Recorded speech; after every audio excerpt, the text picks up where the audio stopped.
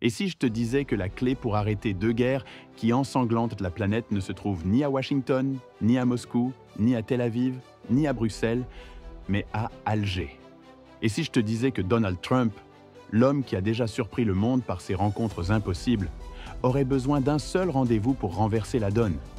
Un rendez-vous avec Abdelmadjid Tebboune. Car oui, derrière le bruit des bombes en Ukraine et le drame de Gaza, une idée s'impose peu à peu.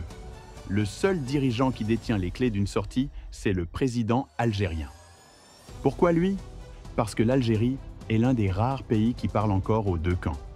Avec Moscou, elle garde des relations solides, historiques, militaires, énergétiques. Avec l'Occident, elle discute, négocie, fournit du gaz, défend ses intérêts sans jamais plier. Et dans le monde arabe, elle reste la voix la plus ferme pour la Palestine. Une voix que personne ne soupçonne de duplicité. En clair, Alger est l'interlocuteur que chacun écoute, même si personne ne l'avoue publiquement. Et quand tout le monde t'écoute, même sans t'aimer, tu détiens déjà une partie du pouvoir. Trump l'a compris. Ses rivaux politiques n'ont aucune solution. Biden s'enlise en Ukraine. L'Europe est impuissante et les guerres du Proche-Orient échappent à tout contrôle. Alors, pour marquer l'histoire, il lui faut une carte inattendue. Et cette carte, c'est Alger. Ce serait une photo qui bouleverserait la planète. Trump et Tebboune assis face à face, discutant de paix, alors que tous les autres acteurs échouent. Ce serait la preuve que là où l'Occident n'a plus de crédibilité, l'Algérie a encore de l'autorité. Ce n'est pas un hasard si l'on dit que l'Algérie est devenue la forteresse diplomatique du Maghreb et du monde arabe. Ses positions sont constantes, son indépendance est réelle, et sa légitimité vient de son histoire de lutte, de résistance et de non-alignement. Aucun autre pays de la région ne peut prétendre à ce rôle. Ni les monarchies du Golfe trop liées aux Américains, ni les puissances européennes trop discréditées, ni même les Nations Unies paralysées par le veto. L'Algérie, seule, coche toutes les cases. Crédibilité, neutralité, respect. Et c'est là que Tebboune entre en scène. Car plus que le pays, c'est l'homme qui incarne aujourd'hui cette équation. Pour Moscou, il est un partenaire de confiance. Pour l'Europe, il est un fournisseur stratégique. Pour les Palestiniens, il est un frère. Pour l'Afrique, il est un leader.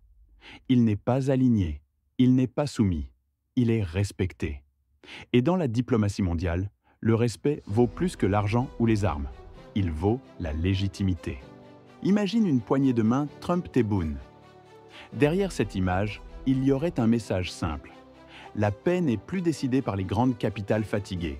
Elle vient d'un acteur neuf, crédible, capable de dire non comme de dire oui.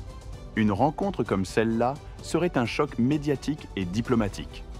Et pour Trump, ce serait un coup de génie. Montrer qu'il ose faire ce que personne n'a tenté et donner au monde une lueur d'espoir inattendue. Parce qu'au fond, soyons honnêtes, qui d'autre peut jouer ce rôle? Ni Washington, ni Bruxelles, ni même Ankara ou Le Caire. Les uns sont trop impliqués, les autres trop divisés. L'Algérie est la seule à pouvoir parler sans être accusée de trahison. La seule à pouvoir tendre une feuille de route que chaque camp accepte de lire. Et si la solution existe, elle ne peut venir que de quelqu'un qui n'a rien à perdre et tout à offrir. Abdelmadjid Tebboune. Alors pose-toi la question. Et si l'homme que personne n'attendait devenait le médiateur que tout le monde appelle? Et si la paix, la vraie, naissait d'Alger? Ce serait une surprise pour certains, une humiliation pour d'autres, mais une évidence pour tous. Quand les grandes puissances échouent, il reste une voix. Et cette voix vient d'Algérie.